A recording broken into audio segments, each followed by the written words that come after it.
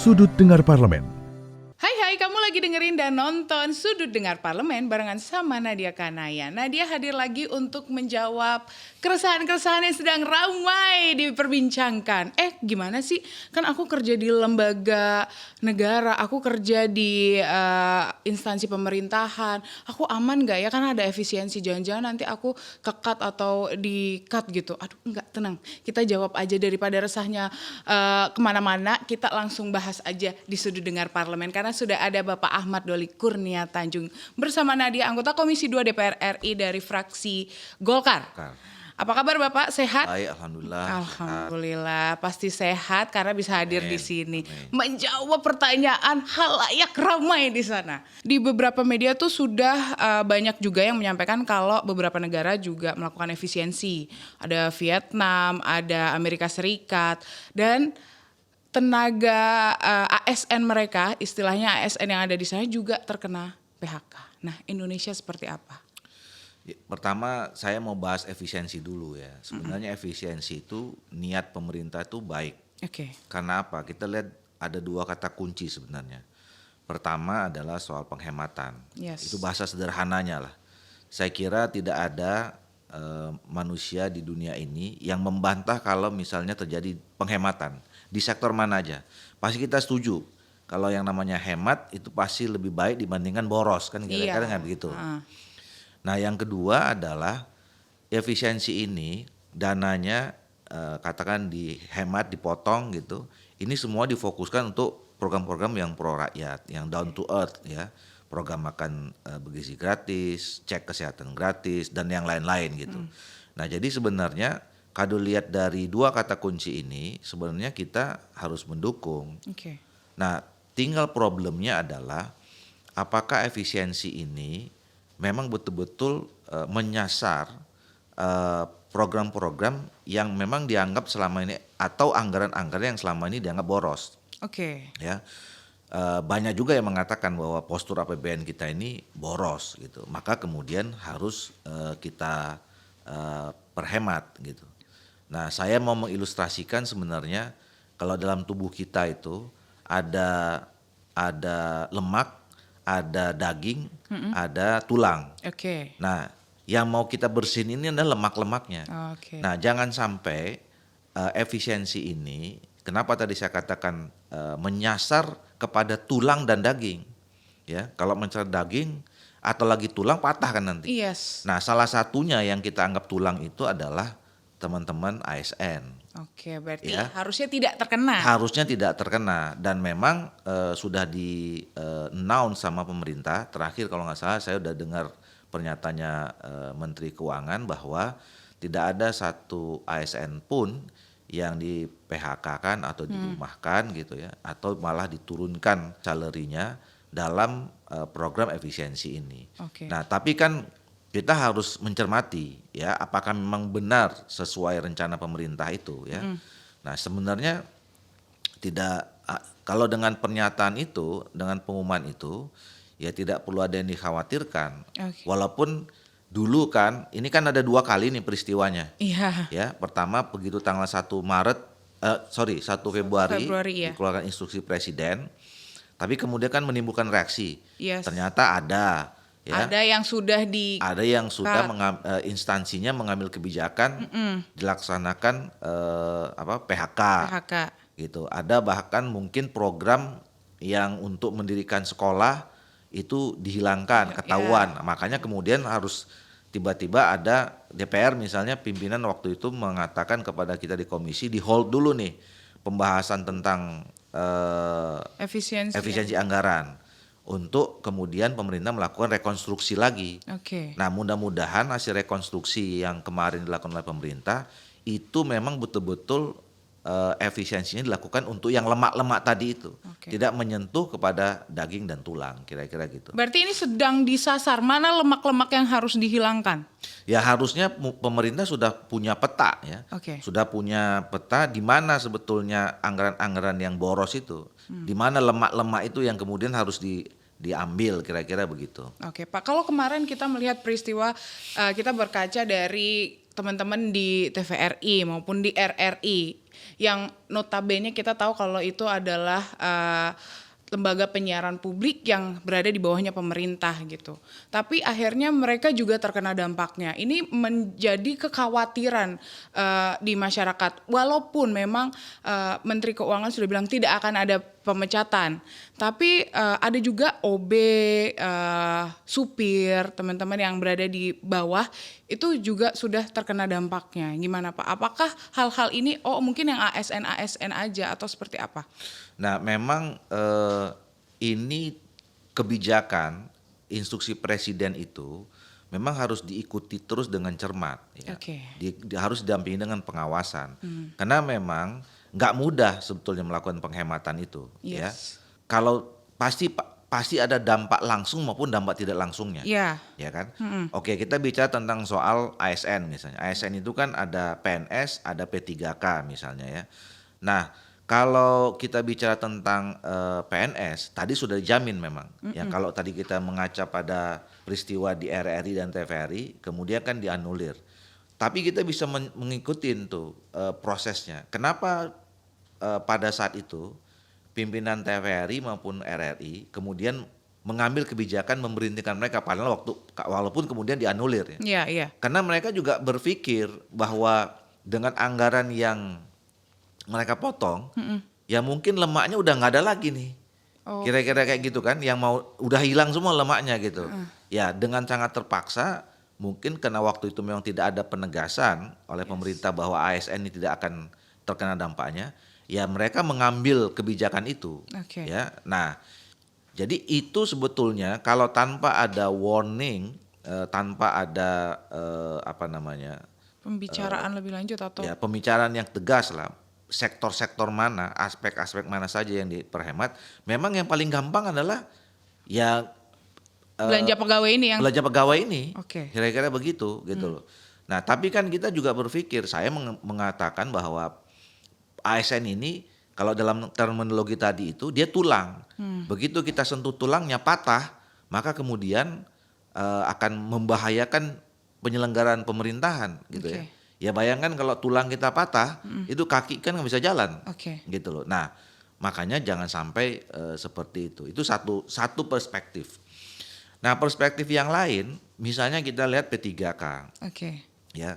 Memang P3K ini kan belum tuntas betul Pembahasannya atau implementasinya. pengangkatan. Oke. Ya, kami dulu waktu membahas undang-undang tentang ASN ini, kan kita minta waktu itu per tanggal 31 Desember 2024 ya, semua urusan P3K ini tenaga honorer maksudnya ya, harus sudah selesai. Oke. Yang waktu itu kita verifikasi jumlahnya 1,2 juta sekian gitu, melalui peraturan pemerintah. Nah, saya tidak tahu sekarang ya, tapi sampai kami berakhir kemarin masa jabatan di periode ini, itu belum selesai peraturan pemerintahnya. Oke. Ya. Jadi pengalihan status antara tenaga honorer yang kemudian kita janjikan akan jadi P3K, apakah P3K penuh waktu atau P3K paruh waktu. Nah, ini yang harus kita cermati nih. Saya sampai sekarang belum update sebetulnya. Oke. Ya. Yang saya tahu ini masih sporadis. Itu dilakukan oleh masing-masing kabupaten kota. Yang itu juga isunya jadi banyak. Oke. Ya, ada yang bilang ngelapor sama saya, Pak, kami udah ikut tes, tapi kemudian nggak ada kabar berikutnya. Oke. Kami sudah tes tapi nggak lulus.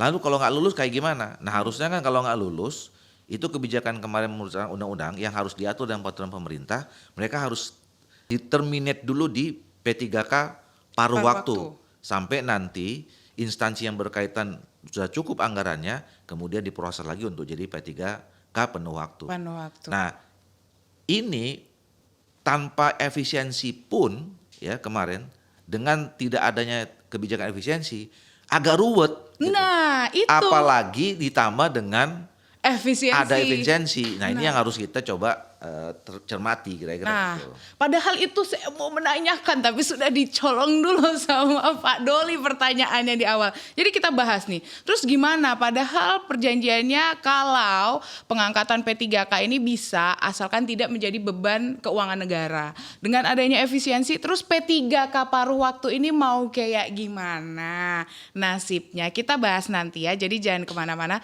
tetap di Sudut Dengar Parlemen.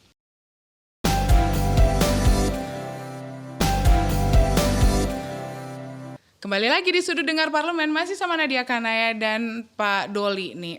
Pak, kita lanjut. Tadi Bapak sudah menyentil soal honorer, soal P3K paruh waktu. Nah, ini kan kemarin kebijakannya kalau tidak membebani keuangan negara, anggaran negara. Apakah nanti ini kan pengangkatan P3K gelombang satunya itu ada di bulan Maret? Apakah nanti akan bergeser dengan efisiensi ini atau tetap dilaksanakan? Nah itu yang kita tunggu dari pemerintah sebenarnya ya. Oke. Jadi dulu waktu kita membuat kebijakan ya dalam Undang-Undang ASN kemudian ingin menyelesaikan tenaga honorer itu ya.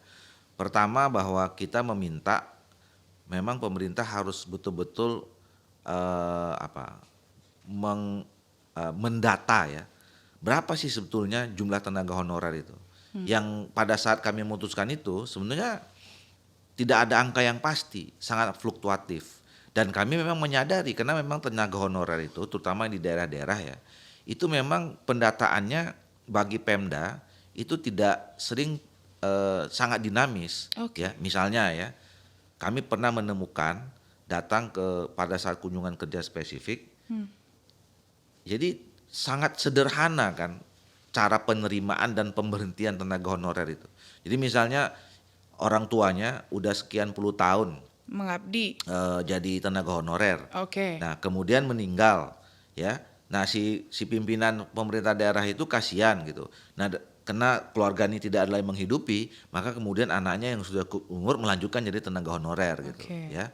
Nah di tempat yang lain ada juga tiba-tiba misalnya nggak ada angin, nggak ada hujan, dia diberhentikan sebagai tenaga honorer. Dengan alasan? Ya kan karena namanya tenaga honorer itu kan gampang kan, tenaga kontrak kan. tidak ada dianggap kekuatan. ada masalah atau ada yang fitnah segala macam ya berhenti gitu.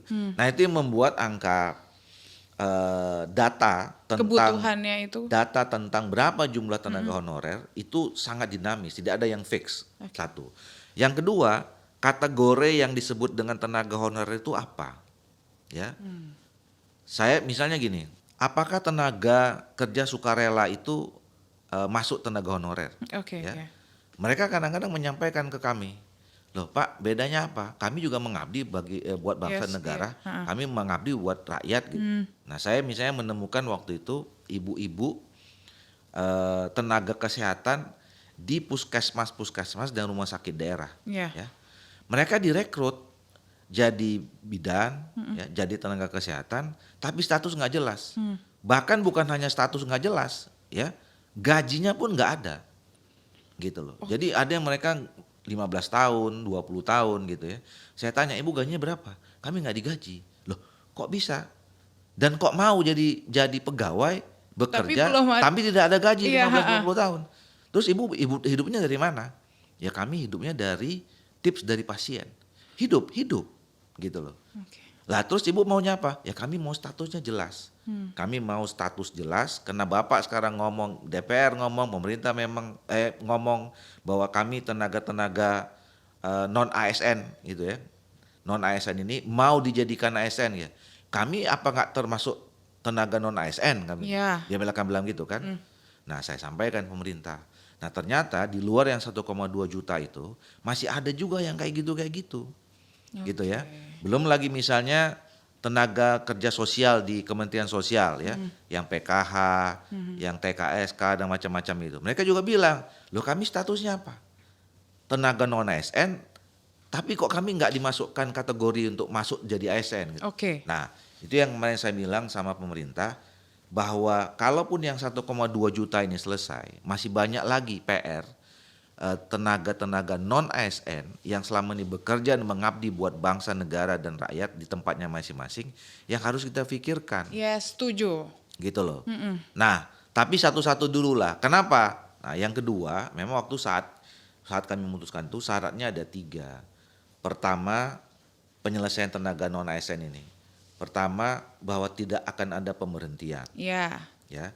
Yang kedua, tidak akan membebani anggaran negara, ya, yes. proses penyelesaian ini. Nah, yang ketiga memang harus ada sosialisasinya. Nah, jadi ini yang sekarang kalau dikaitkan dengan ada unsur tadi soal tidak membebani Anggaran anggaran negara. negara, ini kan nyambung dengan efisiensi, Yes. gitu loh. Ya, makanya tadi saya katakan tidak adanya kebijakan efisiensi saja ini masih ruwet. Karena ada faktor tidak membebani anggaran negaranya di situ. Nah, efisiensi ini kan artinya kita melepaskan beban itu, Oke. gitu loh. Nah, pertanyaannya batas mana ini penyelesaian tenaga honorer ini yang dianggap tidak membebani anggaran negara. Oke. Ini yang saya kira harus dijelaskan oleh pemerintah, khususnya Kementerian PAN dan RB, supaya teman-teman yang selama ini sudah punya berharap misalnya yang bagian dari 1,2 itu, dia tahu pasti kapan gitu ya. Kalaupun misalnya sekarang mungkin agak tertunda karena gara-gara efisiensi ini, tapi paling tidak dia tahu kapan Pastinya kapan gitu. bahwa mereka ini akan bisa selesai. Walaupun saya berharap sebenarnya karena ini bagian dari ASN, Yes. bagian dari tulang, harusnya mereka tidak terkena dengan soal efisiensi ini. Kira-kira. Oke, jadi mohon ya untuk PAN RB ini tulang loh ya. Jadi janganlah dipotek-potek tulangnya, kasihan sakit ya kan Pak ya. Tapi kira-kira Pak kalau di Maret ini berarti apakah itu mengartikan ini sinyal kalau ya kita harus melihat untuk jangka ke depannya gimana tindakan dari pemerintah dalam efisiensi ini? Ya mudah-mudahan kalau memang pemerintah pernah menyebutkan Maret ini adalah waktu untuk kemudian ya mengkonkretkan, mengimplementasikan pengangkatan tenaga-tenaga non ASN itu ya kepada menjadi ASN, ya mudah-mudahan sesuai dengan itu. Oke, saya mau nanya Harapan lagi deh. itu. Kira-kira Pak mau pembahasan sama Kementerian PAN RB-nya kapan nih soal ini? Kan pasti masyarakat menunggu kepastiannya karena yang harusnya Maret ini udah mulai deg-degan, apalagi dengan informasi-informasi efisien. Kalau dari negara-negara lain juga melakukan PHK atau pemecatan ke ASN. Saya belum tahu ya di Komisi 2 pimpinan kapan lagi, tapi saya mendapatkan informasi bahwa Komisi 2 berdasarkan pembahasan dengan pimpinan DPR itu akan merevisi lagi Undang-Undang ASN. Saya tidak tahu isunya apa, ya kenapa dirubah lagi. Malah kan baru kita selesaikan di 2003 gitu ya. 2023. Ya mudah-mudahan dirubah untuk kemudian memperkuat ya soal keberadaan status Bapak Ibu tenaga non ASN ini, mudah-mudahan ya. Oke. Dan saya dengar beberapa waktu yang lalu sudah ada pembahasan di Badan Keahlian Dewan, sudah presentasi juga di teman-teman pimpinan Komisi 2. Ya mungkin ya nggak bisa jadi sudah mulai ada pembicaraan di masa sidang ini, mudah-mudahan saja ya. Oke. Dan biasanya kalau Menteri ASN itu Menteri PAN RB diundang, tidak mungkin tidak bicara tentang soal tenaga non ASN. Pasti ada atau mungkin banyak dari semua anggota Komisi 2 itu yang selalu mempertanyakan tentang soal itu. Oke, jadi mungkin buat pendengar maupun pemirsa langsung aja dilihat di YouTube ya TVR Parlemen, dipantau. Kapan kira-kira Komisi 2 rapat? Nah langsung, tune in langsung, dilihat langsung, didengarkan dengan seksama apa pertanyaannya. Mungkin di situ ada jawabannya ya kan? Jadi jangan kemana-mana, tetap di Sudut Dengar Parlemen.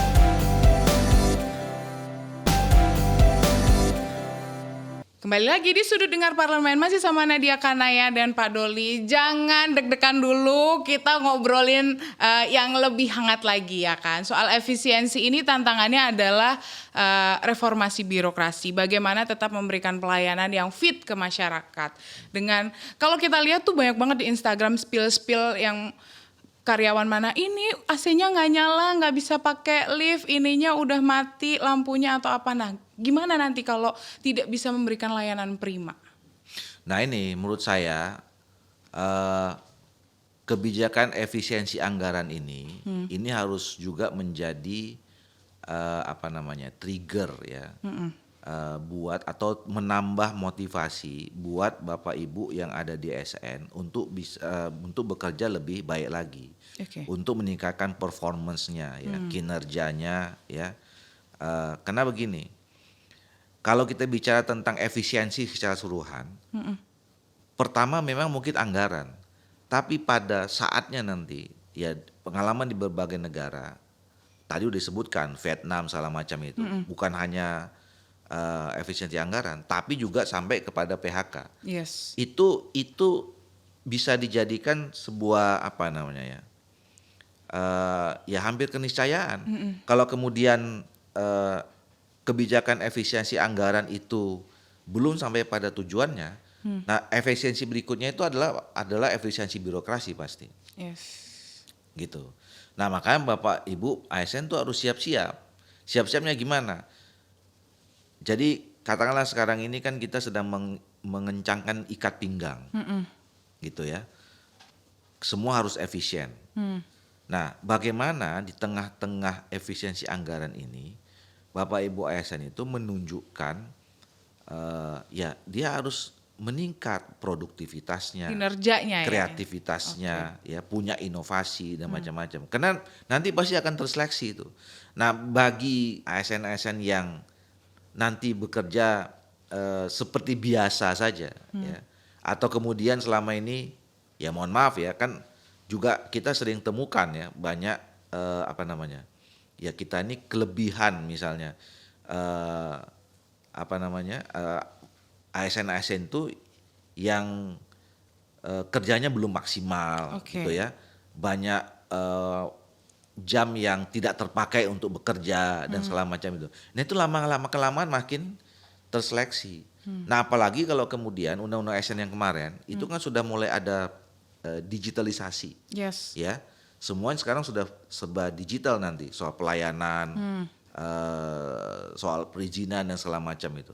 Itu kan konsekuensinya adalah akan mengurangi manpower untuk kerja di segala sektor, gitu.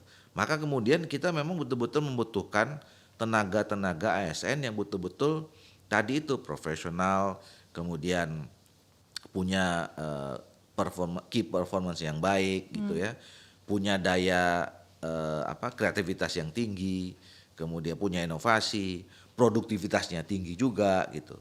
Nah ini yang menurut saya harus didorong. Nah kalau kita bicara tentang reformasi birokrasi, arahnya itu nanti ke situ. Oke. Kalau kita lihat lagi, kalau Menteri Keuangan menyampaikan kan yang dipotong itu sebenarnya kayak perjalanan dinas, ATK dan yang lain-lainnya. Tapi beberapa kementerian masih ada yang kayaknya nggak bisa, ini emang harus dilakukan perjalanan dinas ini. Padahal kalau kita lihat lagi, kita di zaman COVID, dari Indonesia ke Belanda, Indonesia kemana, kita bisa pakai Zoom. Nah untuk hal itu apakah tidak menjadi salah satu sarana untuk bisa dipergunakan dalam efisiensi ini? Iya, jadi itu yang tadi saya katakan, kebijakan efisiensi ini memang kita harus hati-hati. Ya. Penerapannya? Iya, satu nyasarnya kemana? Kemana, yes. Kira gitu kan. Jangan sampai tadi sekali lagi saya katakan jangan sampai ke daging tulang dan daging, ya tolong. Gitu kan. Nah ini memang harus dievaluasi secara terus-menerus nih ya. Karena pasti ya yang namanya penghematan itu pasti ada orang yang tidak senang juga, tidak happy gitu ya. Yang tadinya leluasa mengelola program, mengelola keuangan segala macam itu kan jadi sempit gitu ya. Nah itu kan membuat orang jadi ya tidak nyaman lah kira-kira begitu. Nah makanya orang kalau udah sampai batas ketidaknyamanannya main simple aja kan, main jalan pintas saja. Kalau gitu gue pecat aja deh sekian orang gitu kan. Nah itu harus dikontrol oleh pemerintah dan kita semua gitu ya. Nah terus kemudian yang kedua misalnya bagi kegiatan-kegiatan yang memang core-nya itu kan nggak bisa juga. Oke. Ya. Contoh Tetap misalnya harus dilakukan. ada lembaga-lembaga yang karakteristiknya itu belanja barang, ya, misalnya kayak Badan Penanggulangan Badan Nasional Penanggulangan Bencana, lah kerjanya kan tuh menjual barang, yes, gitu loh. Itu kan susah kalau kita misalnya potong. Kalau kemudian ada bencana kan, memang harus betul-betul hati-hati, harus betul-betul detail gitu ya. mana memang anggaran-anggaran yang betul-betul bisa disasar untuk dihemat, kira-kira Oke. begitu. Nah, untuk di Komisi 2 sendiri nih Pak, gimana sejauh ini dan apa yang akan ditekankan lagi sama Pak Doli nantinya di Komisi 2 terkait dengan efisiensi anggaran untuk memastikan mitra-mitra dari Komisi 2 ini tepatlah sesuai dengan instruksi, jangan tulang dan daging itu ya tadi ya Pak ya? Ya kalau mitra Komisi 2 ini kan sebetulnya memang selama ini anggarannya nggak terlalu besar juga. Oke. Ya, kementerian atau lembaga yang menjadi mitra Komisi 2 itu bukan kementerian atau lembaga yang programnya besar-besar, anggarannya besar-besar gitu ya. Jadi pun selama ini tanpa ada efisiensi menurut saya sih sudah seadanya lah kira-kira gitu ya, tidak sudah cukup. Cukup. Ya, tidak berlebih juga tidak kurang. Gitu. Nah, tapi dengan adanya kebijakan efisiensi ini ya mereka juga harus bisa menyesuaikan. Oke. Ada juga terjadi misalnya Kementerian Dalam Negeri kemarin kalau nggak salah 46% gitu ya. Ya karena kan tadi masih ada soal perjalanan dinas, Yes. masih ada ATK dan lain-lain itu. Nah, itu yang kemudian disasar gitu. Oke. Kemudian kalau yang lain-lain ya lebih kecil di atas di bawah itu ada Kementerian ATR BPN. Nah, ini juga kemarin kami kunker spesifik misalnya melihat soal program PTSL. Iya. Ya, bagi-bagi sertifikat itu. Nah, ini terkena dampak juga, ya. Misalnya kemarin di Sumatera Utara target tahun ini ada 144.000 sertifikat yang mau dibagikan. Itu sekarang anggarannya tinggal tersisa untuk 30.000 sekian gitu. Oke. Nah, ini harus dimitigasi. Jangan sampai pengurangan dari 144.000 ke 33.000 itu ada anggota masyarakat yang misalnya sudah terlanjur dia tahu ya dia akan dapat sertifikat kemudian tidak jadi gara-gara ada Pengurangan efisiensi ini nanti bisa jadi rame gitu.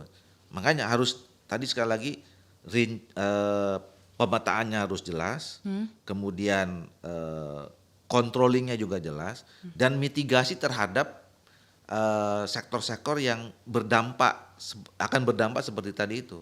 Oke deh, jadi semoga apa yang disampaikan sama Pak Doli ini menjawab keresahan-keresahan ya kita berdoa sama-sama semoga tidak menyasar ke tulang dan daging itu tadi ya teman-teman. Kita sama-sama ikhtiar, kita sama-sama berdoa semoga on schedule di Maret atau mungkin kalaupun nanti ada informasi terkait pengunduran ada informasi secepatnya dari Kementerian Pan-RB. Terima kasih Pak Doli sudah meluangkan waktu di Sudut Dengar Parlemen. Nanti kita undang lagi karena beliau juga merupakan pimpinan dari Badan Legislasi. Nanti kita bahas yang ada di Badan Legislasi. Akhir kata saya Nadia Kanaya, Pak Doli dan kerabat kerja yang bertugas undur diri. Terus saksikan Sudut Dengar Parlemen di episode selanjutnya. Bye.